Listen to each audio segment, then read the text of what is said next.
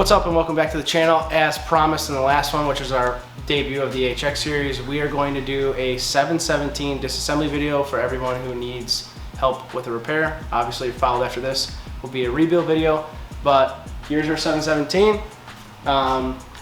Andrew from AP has provided us with this, just a specimen of 717 to rebuild for you guys to help out the community. So thank you, Andrew.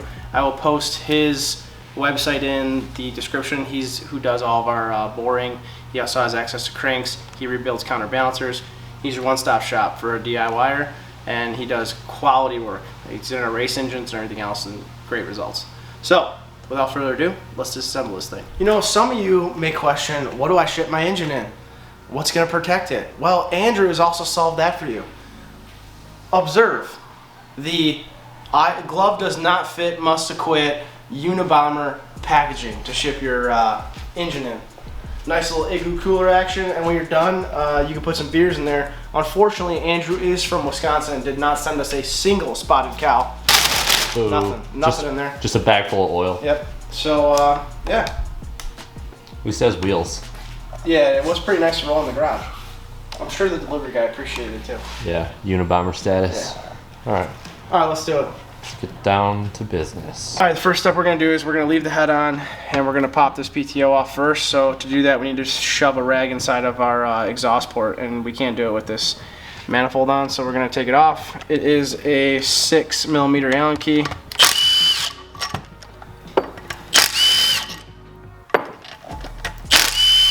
If you don't know where all these bolts go, obviously you can refer to the video, but you should be bagging and tagging them so you know where they go. Oh, Jesus. Oh, look at this metal in here. Oh, yeah. Cool.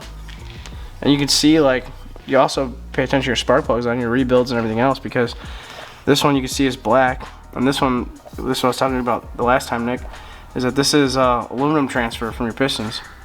So when it's gray like that, aluminum death. All right, now that we have the manifold pulled, we're going to install a rag into the closest cylinder of whatever you're trying to take off. So the same thing goes for the PTO, same thing goes for the mag. So we're going to shove, well, first we're going to make sure our compression stroke's down. Wow, I'm not really sure we need a rag in here. Ah, it looks like it's already stuck. It's pretty bad. Okay, so maybe we'll just try to spin it over. You probably have to transfer it to the floor because it's going to take a pretty decent amount of force. Okay. Make sure you have Seadoo sandals on. Oh, yeah. Got that swag. Oh, that drip. Oh, this is not safe. No, it's not gonna pan well, dude. Okay, so on this one, just because it's so terribly stuck on there, well, before you pull the engine, since you have the hull you can use to not monkey screw it on the floor, you should be removing the PTO before it comes out of the boat. So pull your exhaust off, shove the rag in the cylinders, bring it to top dead while it hits the rag, locking up the engine, then pull off your PTO. This PTO is really on there. I'm not gonna mess around, scratch up the floor and everything else, heating it and whatever. There's no way you can put this in a vise or anything else. I've seen people mount unistrut, like a 8-foot long unistrut on both sides, so that you have something to where it's like working against the floor, which is a great idea, but we don't have that either. So, since I know this crank is bad, I'm just gonna put it in a chain vise and I'm just gonna break it off before I send the crank in for rebuild. I'm gonna focus on the mag cover now. I'm gonna take off these 10 mils and then we'll show you how to pull the flywheel.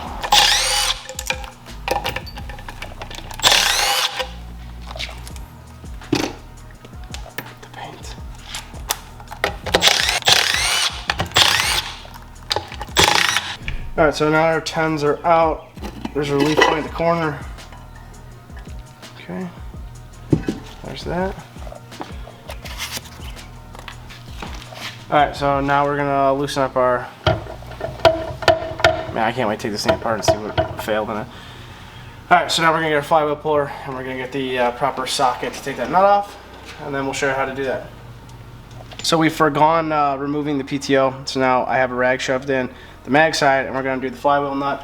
I torched up the flywheel nut like so, got it a little bit hot. 2 sockets are gonna fit this. Inch and 1/16, or what, right? Inch and 16th. Inch and 1/16. And then 30. the real millimeter that you're gonna have is a 30, which most guys probably don't have that. I'm gonna use an impact because like I said, I don't care about this crank. If you're gonna reuse your crank, don't use an impact. So I got it heated. It's hot. Oh, shit. Okay, so that's off, and now we're gonna set up our flywheel puller so we can pull this off. The good news is that if you did use heat, the flywheel should come off much better. If you did not use heat, I'd probably recommend getting the flywheel at least a little bit warm so it should pull off. All right, so the exhaust bolts fit perfectly in the flywheel threads. However, make sure you have enough thread inside of the flywheel, because if you don't, you're gonna bend your exhaust bolt and then you're gonna have problems. You also have to put larger washers on it because the lock washer that's on it will just go right through your puller depending on what you have. I put 2 on there just because these are cheap China washers, and Chinesium. China, and they're gonna bend, so I put 2 on. Make sure that when you're tightening it, it is still straight. So like right now, my puller's kind of kittywampus, so I'm gonna do the bottom. Right, loosen up this one a little bit maybe. Loosen up this one a little bit maybe. Make sure it's center. Okay. You shouldn't really have to crank on this because your main objective is to crank on your puller. So we have that warmed up already, like we said. All of our bolts are in. When you look down it, it looks like it's straight and it's not turned one way. So we're just gonna get a socket, tighten up our puller until it comes off. Okay, so another option on this is that if you can get some tension, which we have now. It's the Seadoo sandals, man. There's no traction on those I know, bad boys. We have tension on it, right? You can see that it's tight. If you heat this, it will pop off. So just be careful where you're at. Wash your feet, because when it goes to pop off, you're gonna pull this whole thing with it, and it's a lot of weight to fall on the ground.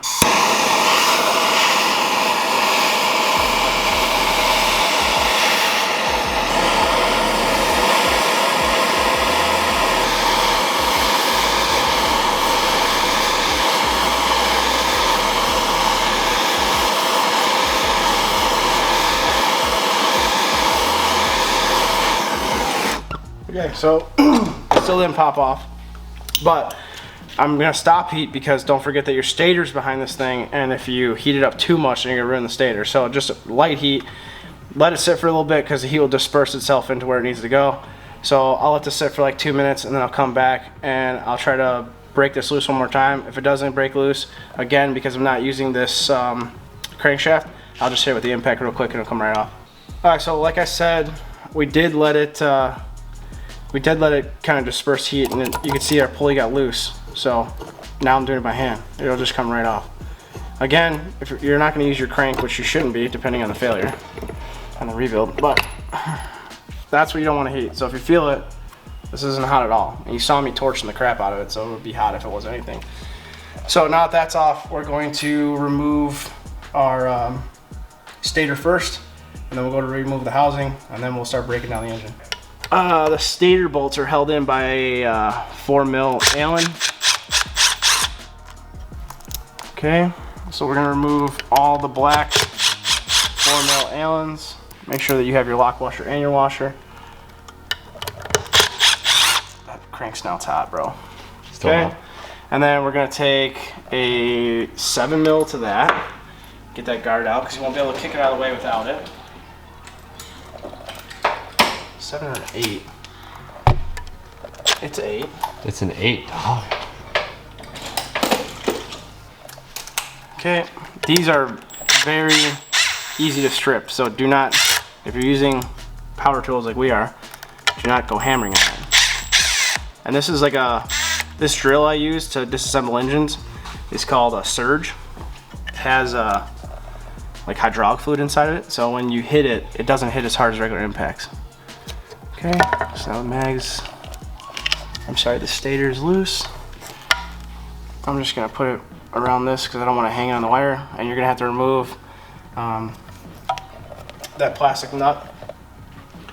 If you want to take it all the way out, we are gonna take it all the way out, but we're not right now, so I'm just gonna kind of put it on top of the engine so it doesn't have any pulling on the wires like I said. And now we're gonna grab a number 5mm. And we're going to get screw our bolts out. Okay, so we have all of our Allens that are holding in our stator house or our mag housing. They're removed. It's going to be kind of held on there, right? Just because of like heat cycling, gaskets, yada yada yada. So I'm going to take a rubber mallet and I'm very lightly going to tap the housing while holding this, because again, you don't want it to drop with the wires dangling like this. And I'm just going to very lightly pull it off. Okay, so we'll take you how to remove all of this, but for right now, this is out of our way and we're moving on to breaking down the rest of the engine. All right, so inside of this, if you're removing all of this, because we bead blast all of our cases, if you're removing all this, you're gonna take this plastic insert out very, very lightly. Do not crack it. And if you look inside of it, off to the side, where that plastic piece is removed, there's little tabs. So take a real small flathead screwdriver, pry the tab, and pull it out wire by wire. And be very careful while doing this. Also, notate where all the wires are. So we'll tell you in the video, and we'll also tell you in the rebuild video so you remember. But so you have your connector plug on top where it actually clips in. You have to your right hand side, you have a yellow. Okay. Then you have a yellow black. Right? The terminals are pretty corroded, so I'd recommend doing this anyways. Clean them. Okay, now moving to the left-hand side top, you have a black-red, and then you have a solid black on the left bottom. Okay, so go ahead and clean up that connector. Make sure you have dielectric grease on hand for when you reassemble it. Push all your casing through. Comes off. Then you're gonna have to pull all this off. Be very, very careful. Make sure you have a grip on the wire so you're not pulling the wire internally. And then don't pull them all at once. Pull them individually. Because if you break one of these connectors, you'll have to either get a new connector to crimp on, or you'll have to go on Fleabay. Fleabay, nice. And buy a new one. Alright, so there's our case, stripped, ready for bead blast. If you're a fan of the OEM tags, pop that little bad dog off. This one's pretty gross looking. Also, maybe don't do like all this dirty work right next to brand new engines that are redone. Okay, ready for bead blast. On to the next one.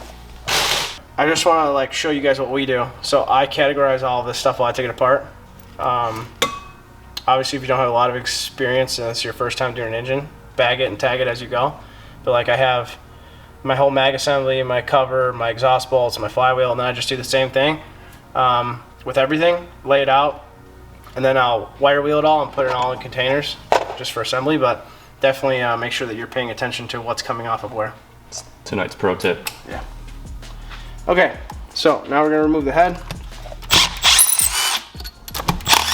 which has obviously already been off before. There goes the socket, that's cool. What size are you working with here? This is an 11 mil. My bad, good call. Okay. These bolts are pretty crusty, bro. You still saying they're trusty? Yeah. Crusty is trusty. A lot of calcium buildup. Ooh, that's a nice noise. Okay. How are we looking? How are we looking? You know, it doesn't look that bad from the top, but well, there's some. It's a lot of aluminum transfer. You see this big clump of aluminum right there? Can you see it? Right here. It's pretty decent. Oh yeah.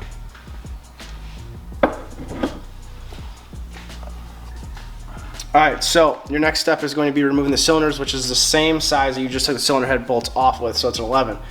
You can use an impact, however, if you break one of these off, your cylinder's kind of, well, not your cylinder, but your case is kind of done, because they're kind of a bitch to drill and tap. You should do the same thing with the head. I should have mentioned that earlier. Definitely crack them loose with your hand tool first if you're going to use some type of gun. So we're going to crack all these loose. We're going to take them out the rest of the way with the impact that we've been using.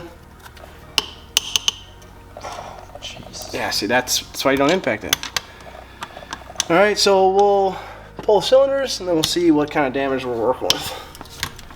All right, so now that our cylinder bolts are out, we're gonna have to pop the cylinders. The cylinder's gonna be on there just because of heat cycling, age, yada, yada, yada. So I take a rubber mallet and I hit the corner. Oh, that one's pretty loose already. Okay. That one's gonna be hard to get out because the crank is pinned against it. All right, so we'll pull this one first. Doesn't look terrible, but it definitely got water. Oh yeah, it's got deep ridges. Deep ridges, like ruffles? Yeah, you can feel the you can hear the ruffles. Ooh, all right. Yeah. Whew. Okay, there's one.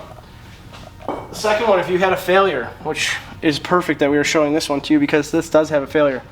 The cylinder is going to be a pain in the balls to get off. Because if you can see through the cylinder, hang on, I'll get you a flashlight. Yeah, light me up, baby. I'm going to light you up for a second. Okay. That's a pretty large failure. I mean, there's the piston skirt, right? Yeah, the other half's on the floor, isn't it? Yeah, there's some of it on the floor, but yeah, that one's pretty in there. So it's going to be a little difficult to get out. You can see it wedged on the side, and if you go to remove it forcefully, you're going to ruin yourself. Oh, it's too late. Look at the bottom of the cylinder. Yeah, it's gone. Cylinder's donezo. Donezo. So at this point, it doesn't matter to us because it already had a failure. So I'm going to pull the cylinder off with manipulation of a hammer. Okay, so we have decided not to use the the hammer, but just because it can mess it up, and I don't want to hit the block. So I'm just gonna really lightly on the outside edge. Do not pry on your surface, and very lightly. If this takes too much pressure to pry this off, just to give you a hand in a different position, then definitely don't do it. But I think that's the furthest point we're gonna get. So in this case, unless I can turn it a little bit. A little twist. Oh, there you go. Yeah, it's not happening. No. Well, maybe. Looks like it's getting there. Okay. We pried it as much as we could. It's still jammed in there. We moved it to the floor. We put one foot on it. Twist. Oh man, it's stuck on there again, bro. Okay. Oh, look at that powder dust just came pouring out of there. so the sleeve is broken 2 spots, which is really not good because that sleeve is far stronger than the piston, so it really messed up some shit. Again, here's the piece that Nick pulled off the floor. Right, I have no idea where this piece is. I'm sure we'll find it, right? Look at that piston though. Holy cow. Oh, here you go. This might be it. Oh, I got the matching piece. It's like a puzzle. There you go. So what you're gonna do is you're just gonna JB weld this together. And that's the end of the episode. All right, so the cylinder's trash, needs new sleeve, which means that we're gonna end up sleeving both cylinders and going back to standard bore because you don't have unbalanced cylinders, obviously. So I'll put this in the the sandblast pile and move the engine back up to the bench so we can finish what we're doing. Catastrophic failure. Are you filming? This is the definition of a grenade. Yeah, look at the catastrophic failure on this piston. Number 1. Can you say catastrophic one more time? Catastrophic failure. This whole eyelet of the piston is cracked where the pin goes through. Dude, that's a super strong part of the piston. I don't know how it. Oh man, look at all this metal in here. Yeah, okay, so we're gonna take a small flat screwdriver. We're gonna push the pin away from the clip. Take one side out, and now that we have one side out, we're going to rotate it this way. We're going to get an extension that I have dedicated to beating piston shit out, right? Because the extension fits perfectly without touching the pin. And now we're going to beat it out because this thing obviously got hot. Again, if you're taking your pistons out and you didn't have a catastrophic failure and you plan on reusing your crankshaft, do not do this. As soon as you put this in and you hammer the wrist pin out, you're going to mess up the crank. So if you're reusing your crank, if it's not coming out and you have to beat the crap out of it, consider yourself buying a new crank because I would not trust that crank after that. So we're putting it in the pin. Okay. You'll feel it when it goes free. If you're doing a top end, if you're watching this video because you're doing a top end and this is inside your hull right now, this part is very important. It's harder on this piston because it's failed, but you should be putting a rag over this, tilting it as far back as you can, and catching all of these all of these bearings, needle pins, or wrist pins, whatever the fuck you want to call it. Okay, because if that goes in your engine, you go to start it. Just like Backyard Brian. Remember Backyard Brian had one of these in his RX that was ready to go. It was mint. That'll take a brand new engine or a brand new top end out real quick, and it'll actually take way more than a top end. So there's your piston failure,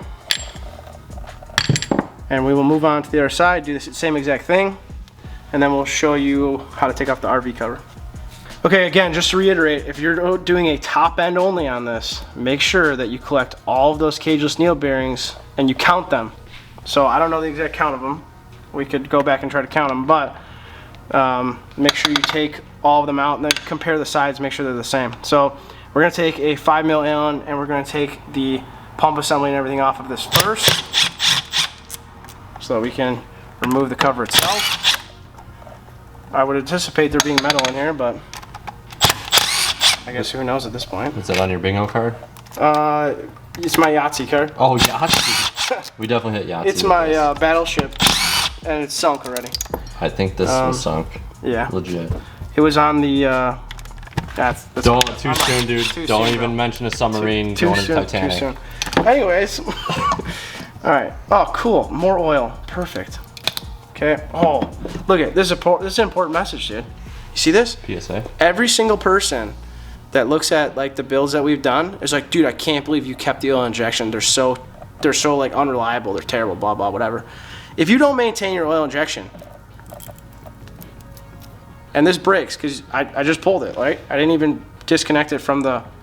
It's just ripped right in half. This will happen in your ski and then engines and tons of. So oil injection, if checked and maintained, is not unreliable. If you're not building a race ski, keep the damn oil injection. Who wants to mix gas? Alright, so check this obviously and make sure that this gear is good and you have no binding when spinning it. The rest of this looks okay. So now we're going to take a 13mm. Look at all this metal. Is there in there? Oh dude, that RV is not going to look very well. Trying to get a shot there. Yeah, it's pretty grouped up right there, dude. All right, so we got 13. You got 4 13mm bolts that hold the RV cover itself on. All right, here's the moment of truth. Whether we're using this case as is or it's getting machined. My vote's probably getting machined. Ooh, my vote was wrong. Well, she's definitely well lubricated. Well, it's got a little. That doesn't look right. I mean, there shouldn't be the crap in there, but the surface. Oh, there's sand too. Look at that. The surface. I bet you that. So my theory on this, because of all the rocks, that's an actual rock. I think this took in water, which I said earlier when I pulled off the cylinders to tell you the one had oil injection in it. So I think it just kind of grenaded itself that way. But the surface of this looks pretty good. There's a very, very tiny dent in it, but it won't do anything because we're going to get this actual cover machined. So we should be good. The wheel, which we're going to replace anyways, looks fine. So that could be reused if you really wanted to. We're doing a full rebuild, so we're not going to. So up to this step, everything case-wise looks like we can save the case. So right now we'll get set up to pull the actual rotary gear, and then we'll continue disassembling the block itself. Okay, so holding the rotary gear in, there is a C-clip. It has 2 inserts on it to use one of those like C-clip pullers. My C-clip puller broke the other day, and I apparently did not order another one. So I am backyard brianing it, which I'm just gonna pry it out, which could possibly fly across the room. So you know, yeah, there's that. Cover my eyes. But we're going to pry this out the backyard way. Kind of just walk it off, And when we go to assemble, we'll make sure we have the right tool to do it, but at this point it doesn't really matter as long as you don't bend this all up, which we didn't. Use light pressure. Alright, so we have our puller installed now. This obviously threads into the actual RV gear itself, and then this nut, when you tighten the nut, pulls the gear. Now, eventually, this bolt will start spinning, which is why I have another 10 mil in my hand. And when it does, you'll just have to make sure it doesn't.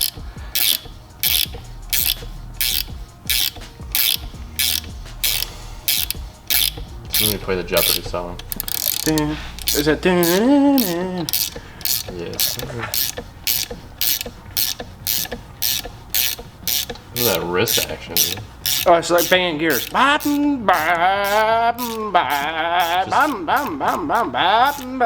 Just first and second. Alright, so now it's spinning, right? Don't spin it a bunch because at this point right now your RV gear is like half, well, most of the way out, but you can hear it. Well, actually you can feel it. I'm not going to show you how to hear it, but you can feel it's like catching on the gears. So make sure this is going the right way first. And then she's out. Presto. And this thing is unscathed somehow. But I will mention this.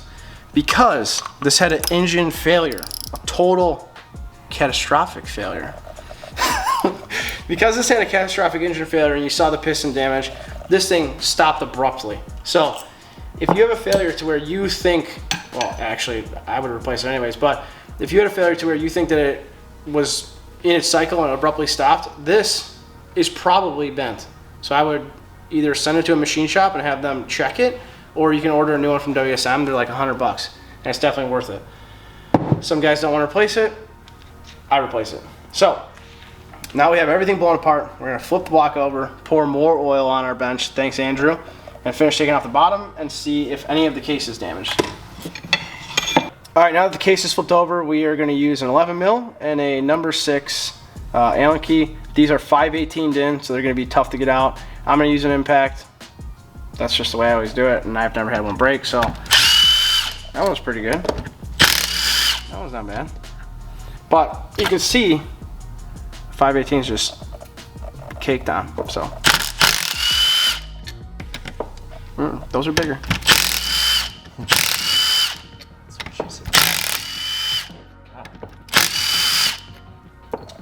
Okay, now we're gonna move to the number 6 Allens, and then we'll get a 13 and we'll remove the 2 that are by the mag. Your number 6 Allens have lock washers on them. Make sure that you don't lose them.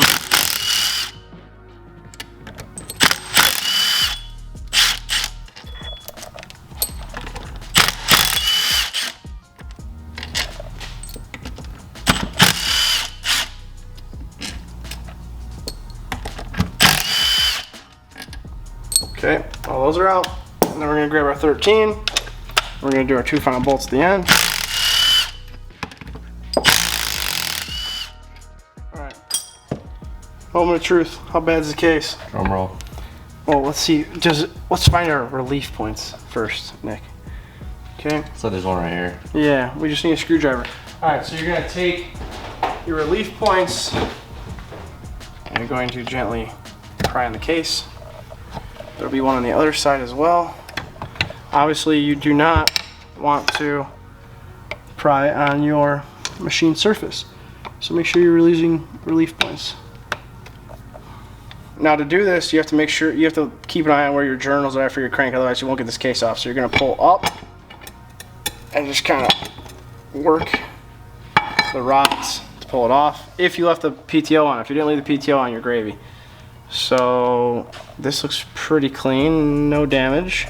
I'm gonna put this off to the side because we have to pull our rotary gear bearing out.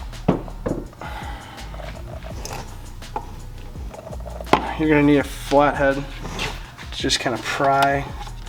Don't pry on your surface. We'll try not to, but. Boom, okay. Shakalaka. Tilt it out of the way. Shake all your bearings out, and then we're gonna use a chain vise to take this off, just because it was a pain in the ass and we didn't feel like messing with it. But this off to the side. We'll inspect it for damage. It's fine. Okay, so there's our case. We got a lot of aluminum bits inside of it, which is great. Everything else looks fine. It doesn't look like it was damaged anywhere. This side did look a little, okay, so this side is damaged a tiny bit right here. So it's still usable, but kind of sucks that this damage. Obviously you can't just buy a new top because all this is machined together, so you have to buy a new case. I'm just gonna real lightly clean up the scoring and reuse it because it won't affect anything. But if it's worse than that, or you're building something with very tight tolerances and you're, I don't know, if you're putting this in like a race ski or something, probably maybe change it, but I don't know, it should be fine. Okay, so just remember that if you had a failure like this on an engine, that your workbench, you clean up really, really, really well before you start throwing all your new parts on here, because it's easy to catch one of these with like a screwdriver or something, especially if it's magnetic or some type of tool, to where you get it in your new engine and then you're from scratch again. So man, this is a baby compared to the 77. I was gonna say, it looks so small. It looks like doesn't even look like a friggin' engine. All right, so we are disassembled. We will show you how we pull the RV bearing now, or sorry, the rotary shaft bearing. Just because I get all these bead blasts and I can't bead blast with the bearing in. So we'll try to do that. Okay, so this is a blind hole puller. I'll put a link for the tool in the description. They're really cheap off Amazon. I think they're like 40 bucks or something. I've had this forever. So we're gonna put the blind hole puller in. We're gonna make sure that the blind hole puller is through the center of the RV part. Turn so we can get a wrench in on it. Hold one end, tighten it so it expands inside of it. It's gonna be tighter. Ooh, okay, let's tighten out. All right.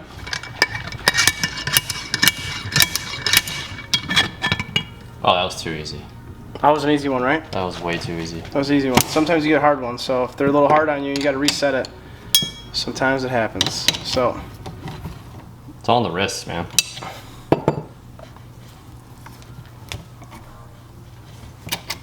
Okay, check your bearing. No metal shavings or anything in that oil, so it should be pretty good, but I'm gonna blast it out with brake clean and stuff, make sure it's good. Spin it again after I lubricate it again, and if it's not good, then I'll buy a new one.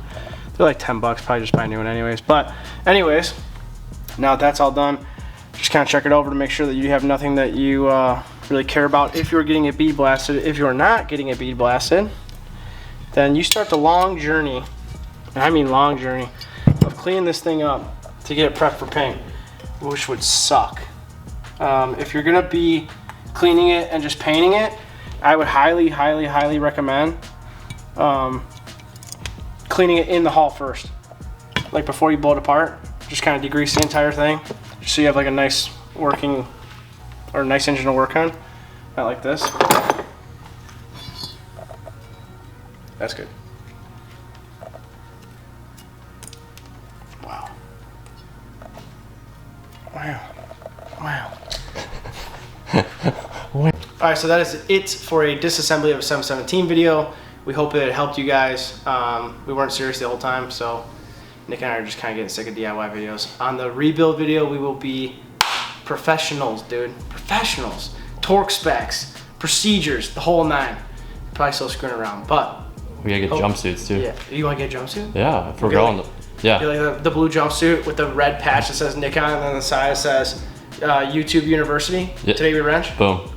Okay, so on that, thank you guys for tuning in, and we'll catch you on the next one.